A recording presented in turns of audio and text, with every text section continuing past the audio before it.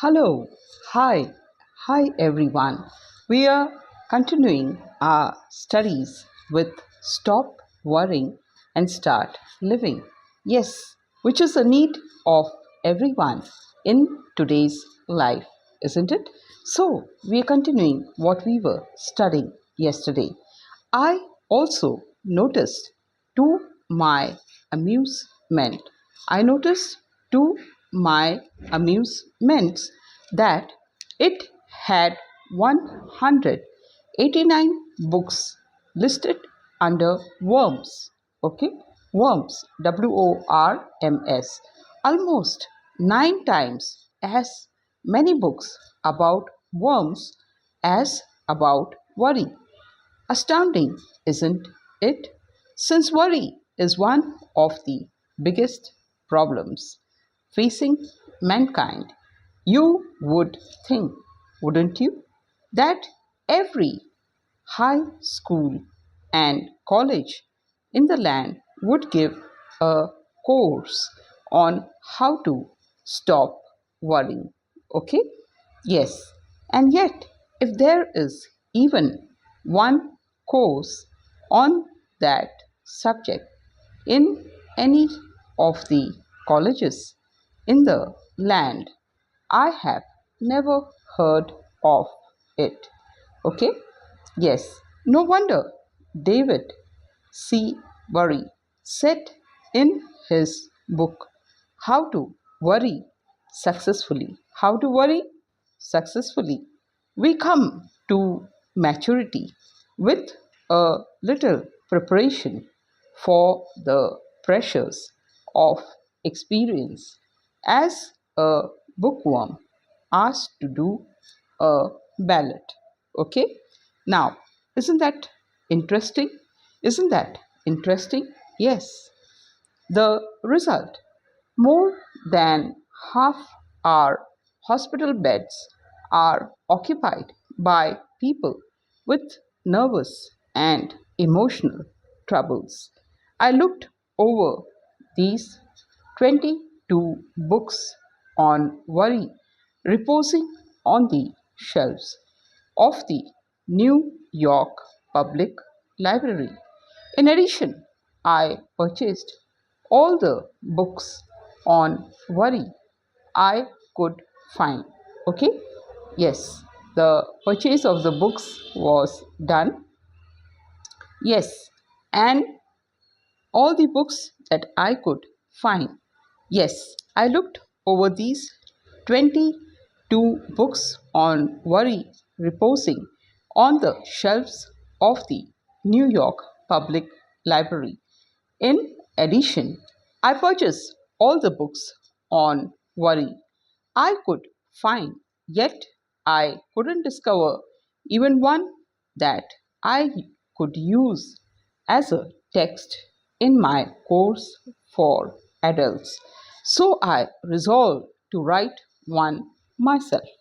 Okay, I began preparing myself to write this book 7 years ago. How? By reading, by reading what the philosophers of all ages have said about worry. I also read hundreds of biographies, all the way from Confucius to Churchill. I also interviewed scores of prominent people in many walks of life. In, in many walks of life, such as Jack Dempsey, General Omar Bradley, General Mark Clark, Henry Ford, Eleanor Roosevelt, and Dorothy Dix. But that was only a beginning. Okay? I also did something else that one that was from far more important than the interviews and the reading. I worked I worked for 5 years in a laboratory for conquering worry, a laboratory conducted in our adult classes. As far as I know, it was the first and only laboratory of its kind in the world. This is what we did. We gave students a set of rules on how to stop worrying and asked them to apply these rules in their own lives and then talk to class on the results. And they had obtained. Others reported on techniques they had used in the past.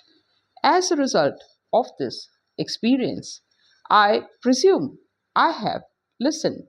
I have listened other individuals who ever walked this earth.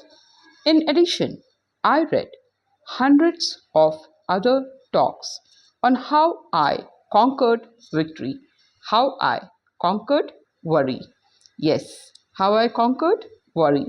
Yes, talks that were sent to me by mail, talks that had won prizes in our classes that are conducted in 1077 cities throughout the United States and Canada and in 45 countries abroad. So, this book didn't come out of an ivory tower. Yes, neither it is an academic preachment on how worry might be conquered. Instead, I have tried to write a fast moving, yes, fast moving, concise, documented report on how worry has been conquered by thousands of adults. One thing is certain, this book is practical and you can set your teeth in it. I'm happy to say that you won't find in this book stories about an imaginary Mr. B or a vague Mary and John whom no one can identify except in a few rare cases. This book names names and give streets addresses. It is authentic, it is documented, it is vouched for and certified. Okay, friends, so we are going to stop over here, and every point is important. And at the same time, we are learning English and we are going to be an excellent public speaker one day. Okay, bye bye. Take good care of yourself and also do not quit your life. Love you all and be encouraged. See you soon tomorrow. Till then, bye bye. Love you. Bye bye.